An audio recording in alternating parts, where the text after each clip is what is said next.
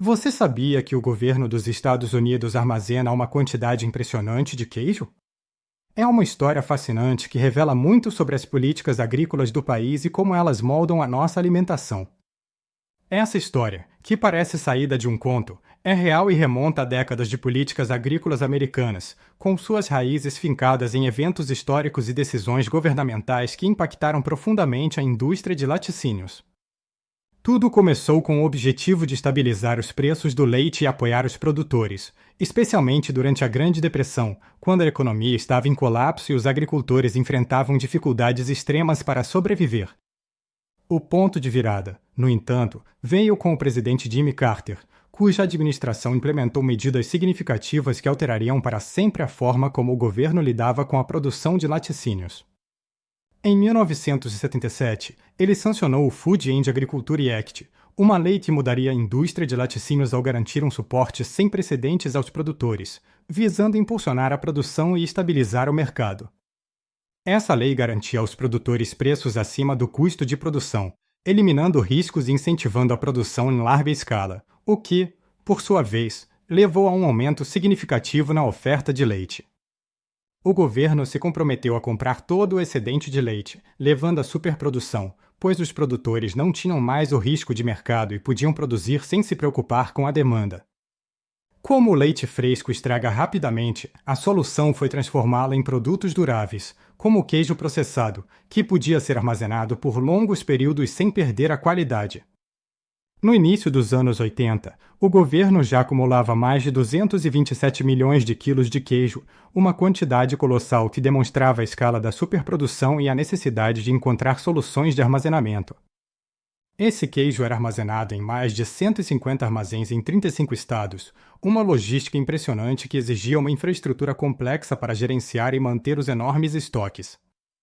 A situação chegou a tal ponto que o governo alugou uma caverna natural no Kansas para armazenar o queijo, uma medida extraordinária que evidenciava a falta de espaço e a urgência da situação. Em 1981, o estoque ultrapassou 250 milhões de quilos, com custos de estocagem de $1 milhão por dia, o que gerava um enorme ônus financeiro para os cofres públicos e levantava questões sobre a sustentabilidade da política. Durante o governo Reagan, parte desse queijo foi distribuída para famílias de baixa renda e instituições de caridade por meio de programas de assistência alimentar, uma tentativa de aliviar a pobreza e reduzir o excedente. Esse queijo ficou conhecido como queijo do governo, um símbolo da política de excedentes e da intervenção estatal na economia, tornando-se um item familiar em muitas casas americanas.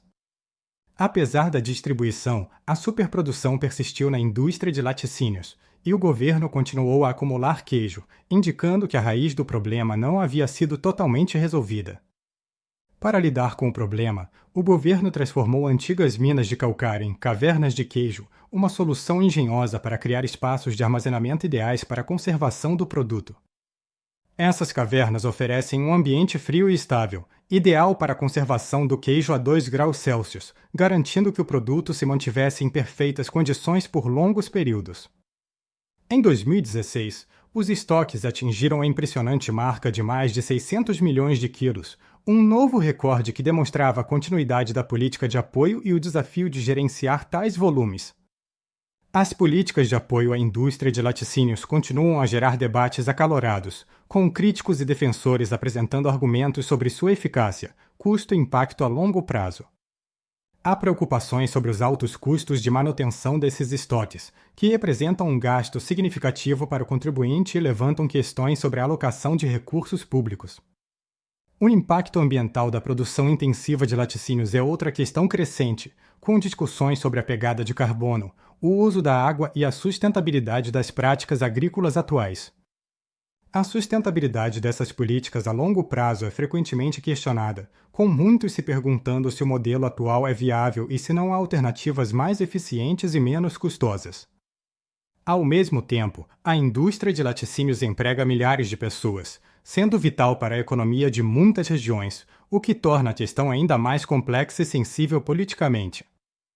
O governo busca equilibrar o apoio aos produtores com a gestão dos excedentes, uma tarefa delicada que exige constante avaliação e ajuste das políticas para evitar crises e desperdícios. Em 2017, o governo Trump direcionou o USDA a comprar mais queijo, uma medida que visava apoiar os produtores em um momento de baixa nos preços e excesso de oferta no mercado.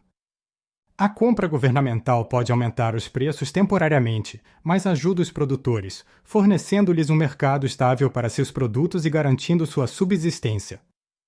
Enquanto o consumo de leite fluido diminuiu, o de queijo aumentou significativamente, refletindo uma mudança nos hábitos alimentares dos americanos e na popularidade do queijo em diversas preparações. O queijo se tornou um alimento básico, presente em pratos populares como pizza, macarrão com queijo e queijo grelhado, consolidando sua posição na culinária americana e impulsionando a demanda.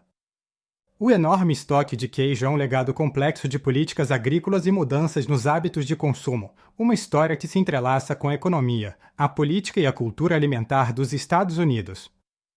É uma história em constante evolução, que nos mostra como as decisões governamentais moldam o que comemos e como a intervenção estatal pode ter consequências duradouras e inesperadas na vida cotidiana.